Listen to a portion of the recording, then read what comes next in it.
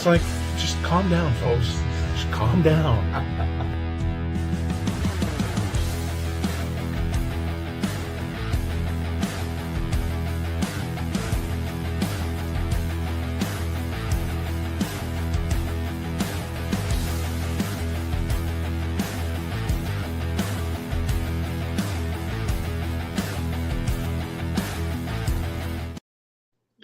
And good evening, good morning, depending on where you're watching from. It's the Best Boys Center Ice podcast. If I'm not mistaken, Car, this is day 5. 5 of our 2026 Stanley Cup wrap up shows here on the Best Boys Center Ice podcast, which is live right now on both Facebook and also our YouTube channel, Best Boys Center Ice podcast on YouTube. And we knew, going into the playoffs, Car, that we were going to have some nights like this where Late. it's like almost 1 o'clock in the morning here out in San Antonio, Texas, where we both are. And we got just some late games, but some great games, especially this one that just ended in double overtime between the Dallas Stars and the Minnesota Wild. We got 3 games we got to go and cover. We're going to do it quick because it's 1 o'clock in the morning. And But some great hockey. All of the podcasts that we do here for the 2026 Stanley Cup playoff wrap up available on our Facebook and as well as our YouTube channel, Best Boys Center Ice Podcast. So we'll go chronologically like we usually do with the first game of the night. And unfortunately, the first game of the night, I shouldn't say unfortunately that it was that they were the first game of the night. It just that the Pittsburgh Penguins, again, Carson, I'm not sure how to explain it. I'm not sure how you want to explain it, but the Penguins just are not showing up in this series, even though they got off to a good start with Gino's power play goal 4 minutes into the first period. But what's going on in Pittsburgh, Car? I don't get it. I watch this I, team. I've followed them, and this is not the same team that went through and got to second place in the Metropolitan Division. They just seem to be dumbfounded by Philadelphia as they are now down 3 games to nothing. yeah. Yeah. This is not the same team I watched from October to uh, late March, pretty much. This is not that team. I don't know what happened. I don't know what changed. I don't know what happened from when they clinched their spot to now, which has only been like 2 weeks, uh, or 2.5 weeks maybe. And they just look like a completely different team. They look like the Penguins from the last couple of seasons. Um, I think tonight I kind of spoke it into existence. They started off the game the way that I wanted them to, perfectly. Like, they got a power play goal in the first 5 minutes and they controlled the play. They had a lot of shots right away. I think they had 7 in the first couple minutes. And then they scored that goal, and there was tons of stuff going on between like after whistles and stuff, and Yeah. honestly a lot of that was taking up so much time. Um I know that that's how they play. The Flyers play that way, but to an extent, I think there needs to be a kibosh put on that kind of stuff, because it just happens every time, every play. After Yeah. every play, there's all this crap going on. Uh, you had the big old melee in the second period that really did turn the tide of the game. It really did. You had 6 guys or 5 guys in the box on each side because of that. I mentioned to you. One thing that was interesting about that is that that whole thing was started because of Konechny elbowing Russ in the face, and then it kind of just blew up. The Penguins get the extra minor for it, and Konechny tried kicking him, which in the rule book, if you try kicking a player, whether you make contact or not, you are automatically a match penalty, and it Yeah. didn't happen. So, I mean, not saying that's the reason the Penguins lost, but that turned the tide of the game because the Flyers got 3 quick goals after that, and the Penguins got a PPG again in the third, but they just don't look like they have it. They just kind of look defeated. Like they don't have an answer. They're no matter what they try, it's just not working. They can try to control the play 5-on-5, which they are, but The minute that they give in to what Philly wants them to do, that's over. And that's what's going on. They're giving in to the crap after the whistle. They're giving in every time. And that's why the Flyers are leading this series 3-0. As much as they are up 3-0, I don't think that there's that big of a difference between the teams as far as controlling the play. You know? I think both teams in their own right have controlled the play. And if you look overall, the Penguins probably, if you look for the series, they probably had more offensive zone time, but it's the opportunities, and they're not taking advantage of the opportunities. And now they're in a very, very deep hole, Mhm. and one that's very unlikely for them to be out of. Yeah, and I watched of course I watched the Pittsburgh game. It was the first game on tap tonight, and I saw Stu probably have his worst game that I've seen him in a Pittsburgh uniform. The first three goals, I think, at least three of the five goals, uh, he should have stopped. And we saw that in Edmonton, loses his confidence. And then that's why I say, I think I texted you after the third goal or something. I went Yank and I him. said, they got to pull Yeah, Stu because you pull what has happened in the past when he was in Edmonton.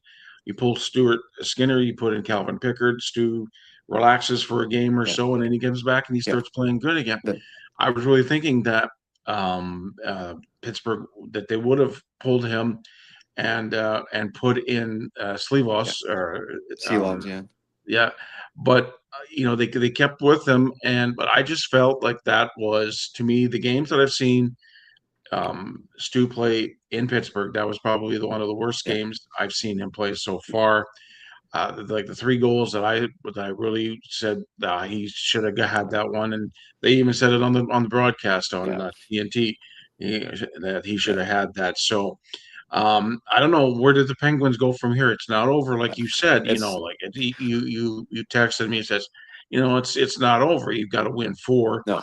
They Um, now just have it's they literally do or die. yeah, They they they don't got to have a win. They got to win. What's tomorrow? I they guess they play tonight. Saturday. It's Saturday. Thursday. They play They play Saturday now. Saturday. Yeah. Okay, they got to win Saturday.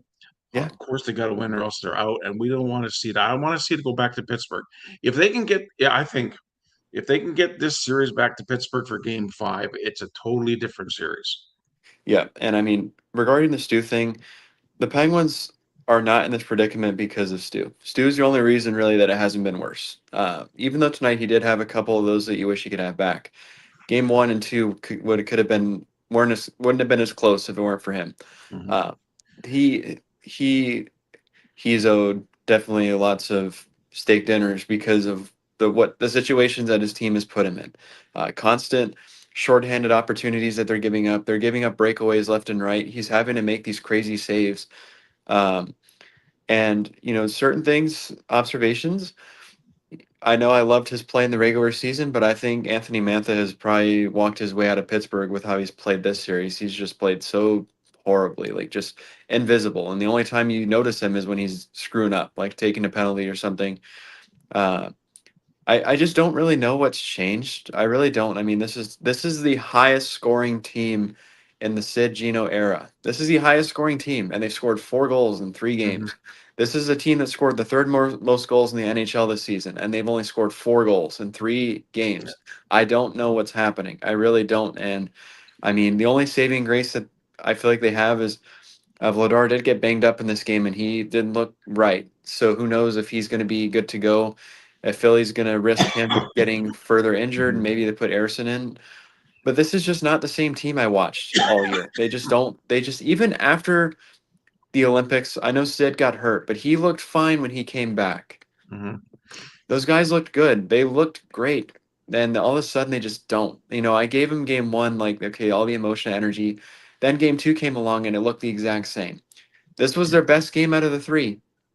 This was because they scored first. They controlled 5-on-5 play until they got involved in the whistles. But yeah, it's do or die the rest of the way. They can't lose again. Yep. So you can't look that far ahead. You can't look far ahead that you're going to be saying, okay, we're going to win game 4, 5, and 6 and 7, but we're going to simply take this Hmm. back home. Because I agree, you take it back home. It is a bit different.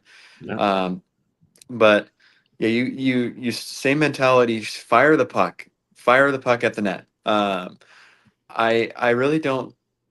I don't know what you do with the line combinations. I feel like you might just say screw it and just do a bulk line one of Geno, Sid, and somebody else because you got to get goals. And those guys, they might have to be out there 25 minutes. I don't know. I mean, it's crazy to think about it that Mhm. they're in this situation, but they're in this situation and it's incredibly disappointing. And for all we know, this could be the last time that the big three is together Yeah, for a run because Gino's contract is up and we don't know if he's going to resign or if they're going to want him back.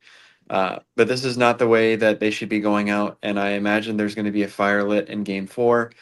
I think you stick with Stu. He is the only reason that the games have been close. The other ways around, the forwards need to be better. The defense needs to be better. The Gerard Letang pairing is making me lose my mind. Like every time they're out there, I'm like, I can't trust him, not give the puck up. And they have got to stop getting involved in this extra shit after yeah, the whistle because that's what's yeah. killing them. Is that they're That's what's just killing him. going. That's what's hurting them. Is that it's giving the Flyers what they want, and the league's not going Mhm. to take. If they're calling penalties, they're evening them up. And Yeah, really, when these are going on, the big guys are who's going. And not saying the big guys for the Flyers aren't going too, but you have guys okay like Hathaway, and they're more depth players that are taking these penalties versus the Penguins. It's the big guys that keep getting involved and getting taken out of the game. And that's the yeah, last thing you need is don't need Sid sitting in the box. You don't need Gino in the box. You don't need those guys in the box. You need them on the ice. yeah, And until they stop doing that, they're screwed if they don't stop mhm. that whole pushing back stuff. It's done. It's Yeah. done. They I just agree. they it's and all the kudos to the Flyers. I mean, this is a very young team that's played hungry. The Penguins have gotta gotta show who they are. They're a Hmm. good team. They are good. If they weren't a good team, they wouldn't be here. And this they just gotta show up and play for their pride and play for their lives because they could be going home. Game four, Saturday night in Philadelphia. Now, we'll go to the game that actually started the last, but finished before.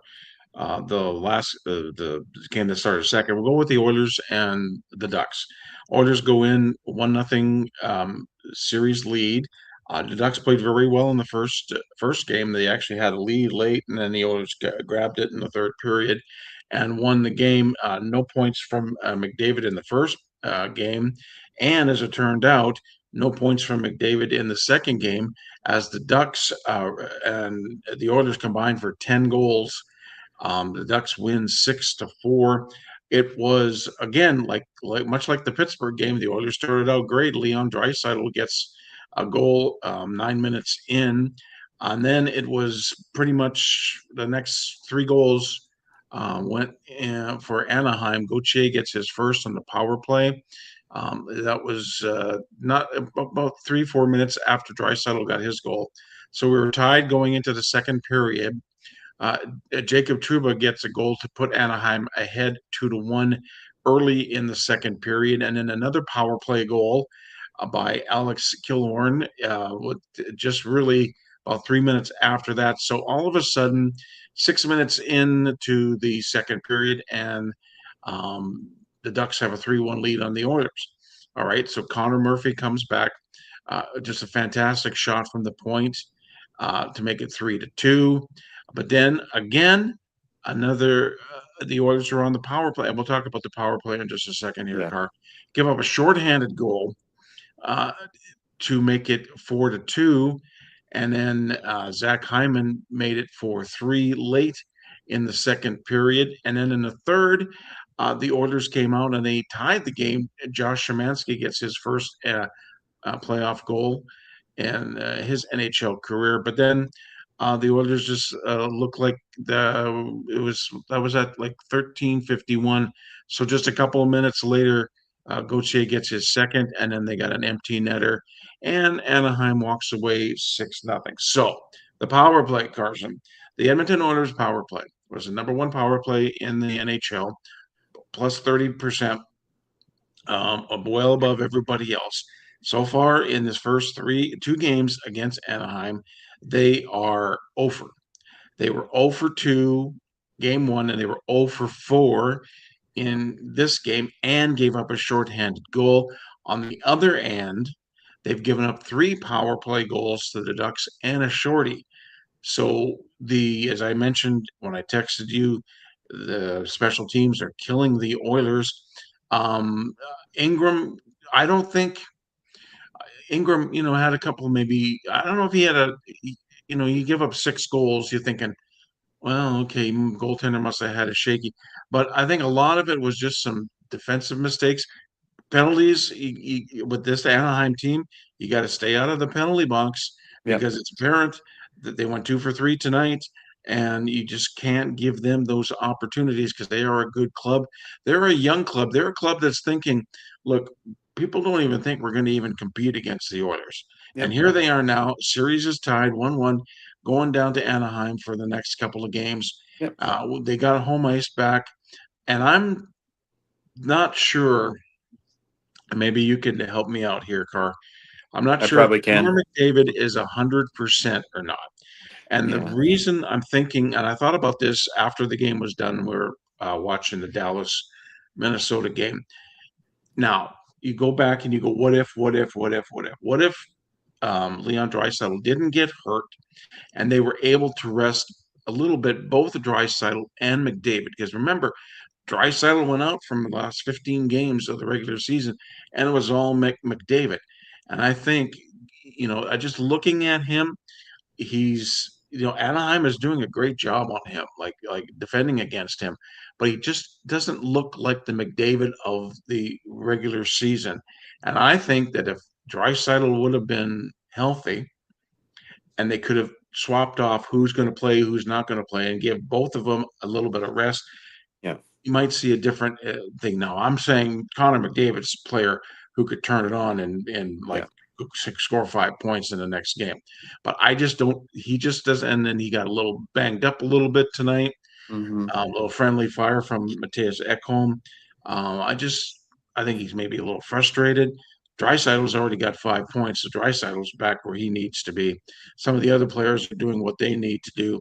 But I just think if once McDavid can figure out and how to get through that Anaheim, what they're doing to him defensively, and he can bust through. Once the dam breaks a little bit with him, it'll just break. It'll just go overflow. So I'm not worried too much. I just kind of like, you think, what if, what if, what if? Bottom line is the Ducks did what they have to do. They got a game in Edmonton. It's going back to Anaheim for Friday night. And I think they play Friday night and then they play Sunday again, Sunday. if I'm not Okay. mistaken. And so we'll just have to see. Again, it's a pivotal game Yep. 3. The winner gets a pretty good hold on the series. It's going to be the late game again on Friday night, but just I'm still very confident. I just am, like I knew that Anaheim was going to be tough. I knew it wasn't going to be a cakewalk. Like the last couple of years have let's face it, the last couple of years against LA kind of been a cakewalk for the Oilers. This team is not a cakewalk. This team is for real. This Anaheim team is going to be on top of the league for a long time. Yeah, I agree. They're a very strong team and they score a lot. And this is kind of the matchup they probably want is to play a team like Edmonton, who I feel like does surrender a lot of goals. It's playing into their hand, and it's challenging the Oilers. They've got to be on their A game, and I think Anaheim's very pleased with the effort they've had in both games. They've had both. They almost had game one. Really, they had a late lead, like you said, and then they come back in this game and end up taking it. I think they're very satisfied, and the Oilers are probably not satisfied with where they're at. They got to be ready to go, but this is going to be again a longer series, and it's been very entertaining if you like a lot of scoring. This is that kind Yeah, of yeah. series. I think it's Uh, the highest scoring series of the oh, first. for sure. If you look at the first 2 games of Yeah, all the series, it's the yeah. So highest one so far. I love what I've been seeing so far. I mean, they're a fun group, and the Oilers. I know they're going to be resilient and Mhm. claw their way back into it. But it's again, yeah, it's tied 1-1 after this. No need to panic for either side yet. Nope. But meanwhile, you go to the last game of the night, which just Oh yeah. finished like 20 minutes ago, almost 1 o'clock in the morning on the Central Time. As you see on the graphic there, Dallas is a 2-1 lead, so they won this game 4-3 in double overtime. Crazy kind of game that featured 15 power plays, 8 for Dallas, 7 for Minnesota. That's a crap load of them. the both teams. I mean, this is such an amazing series because of how talented both teams are. Dallas got off to a quick start and had two goals in the first, and then Minnesota came back and scored three unanswered, and the Dallas scored another one in the third on the power play to tie it. You go to OT, and I feel like the first overtime period, to me, even though there were a couple power plays in there, was pretty conservative. Both teams were kind of just like hanging around, just like try not to give anything up to lead to a chance. And so you get through the first overtime, go to the second overtime, and the dam broke because Minnesota took a very bad delay of game penalty, and uh, on the eighth power play of the game, the league's leading power play goal scored. Wyatt Johnson scored on a tip-in in front from I think a Heiskanen shot, and it's a Mhm. 4-3 final for Dallas. So I mean that's a big game for them, and they get home ice back. So that's good for them. And like I said, this is a building that they can win in, and they came out there and won it. And now the pressure's put on the Wild because they don't want to go down 3-1, and I think they're going to come out very aggressive. And they're Mhm. definitely going to work on their power play opportunities because they had two in overtime that just couldn't connect. But I think just a great game, great series, and I'm interested to see what happens in game Yeah. four on that side of it. It's so funny because you look at the penalties. You talked about the penalties. There were four penalties given out between the two overtimes, two for each team. Back in the day when I was, growing up watching hockey, when it got to the playoffs and it got to overtime, the referees, you never, ever, ever, ever saw a penalty called. Even if it was an obvious penalty, they never called it. I That's think what what I adds to the like fun. That's what I like now is because if it's a penalty in the in the regulation, it's a penalty in overtime. And it doesn't matter. Like, okay, because like they called four penalties between the two teams in the overtime periods. That's what has to happen. If it's a penalty, it's a penalty. You can't be thinking, oh, just because it's overtime, the referees are going to put their whistle away. No, you got to play hard. If you're going to get a penalty, you're going to get caught. You're going to get sit, and you could happen like what happened on the overtime winner by Wyatt Johnston. You got the guy who scored the most power play goals in the regular season. Well, you take your chances. So I like the idea that the referees Yep. nowadays in these last few years are calling penalties in overtime because Yep. it's just as important. You got to call the penalties evenly throughout the entire game. You can't be a penalty. Yeah, it's like Yeah, in you got to call basketball. it all the time. You got to call Yeah, it it's consistently. like a foul is like this in the Yeah. first half, but it's not this in the second half or whatever. Yeah. It's consistent. That's what I like about the NHL and the refereeing now. It's consistent. You may not agree with some of the penalties, some of the goalie The, interference, especially and stuff like that, but it's consistent. They're going to say, we're going to call penalties. And if you're going to draw a penalty in the overtime, that's the chance you take. And it was a chance. Minnesota had two chances. Dallas had two chances, and Dallas took advantage of theirs. They win 4-3 and take a 2-1 series lead. I agree, Carr. Um, that's a very good series. That's an interesting series because you look at that. Those two teams are possible. Either one of them could easily wind up in the Stanley Cup final. yep. Definitely. It's of course, I want the Oilers to be in the Stanley Cup final. You want the Penguins to be in the Stanley Cup final. Well, But when you one take of your our heart out of dreams is things, probably pretty unlikely at this point. yeah, when you take your heart out of it and you put your head into it, Dallas and Minnesota and Colorado are the top three people, the top three that would Teams to get in. to make in and win the Stanley Cup. It's because of like I really like the Wild. I'm a lived in I've lived here in Texas more time than I've lived in Canada, so I like the Stars. We've gone and see the Stars play many times. When the Oilers are in town or when the Penguins are in town, I like the Stars. I like the atmosphere in Dallas.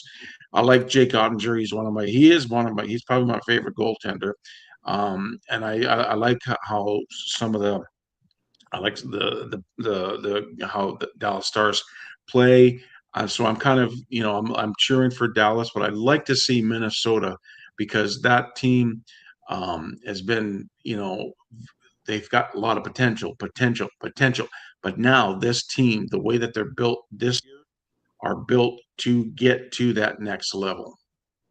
Yeah, I agree. But yeah, this was a I mean, obviously Bruss both were disappointed respectively in the results, but a very good night um, of hockey once again. You had everything. You had goals. You had obviously this the scuffles and stuff in the Yeah. Pittsburgh Philadelphia game. I'm going to be seeing that in my nightmares for the next little bit for sure. But Hmm. now we move on to tomorrow, which is night 6. You got 3 games again. Uh, Buffalo, Boston shifts to Boston for game 3 at 6 o'clock Central, and then Carolina and Ottawa shift to Ottawa for game 3 at 8:30, and then finally Colorado and LA shifting to LA at 9 o'clock. Again, very going to be a very good night of hockey once again, but geez, these late nights are kind of. I'm ready for those to kind of be over with Yeah. after a couple weeks Yeah, because like it's after a couple of weeks after we get into the next round, it's not going to be every night.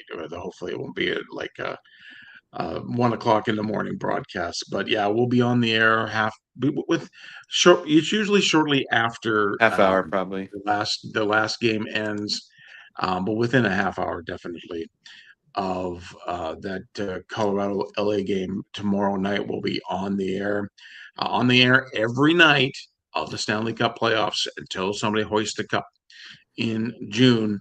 We'll be here wrapping things up on the Best Boys Center Ice podcast. This podcast will be replayed here on both Facebook and our YouTube channel momentarily. You can catch the rest of the podcast from the 2026 Stanley Cup wrap up shows with the Best Boys on our YouTube channel, Best Boys Center Ice podcast on YouTube. Subscribe and join in the fun. I know it's kind of late for a lot of people. We usually get a few more people watching and commenting when we're Yeah, on not earlier, now. but They're all sleeping. you all need to stay up with us and watch the games. If you're a hockey fan, we'll be on after the last game. So if you happen to be scrolling around, we'd love to hear from you after the game. So again, Car, great stuff. We'll just both of our teams need to bounce back and pick up big wins in the next games. This great thing about the National Hockey League and the Stanley Cup playoffs. It is definitely the most exciting league to watch and playoff Yep. action to watch. And we'll be watching it closely all the way through. Again, we'll be here later tonight after the Colorado LA game ends. We'll be on just after that. So in the meantime and in between time, everybody have a great hockey night.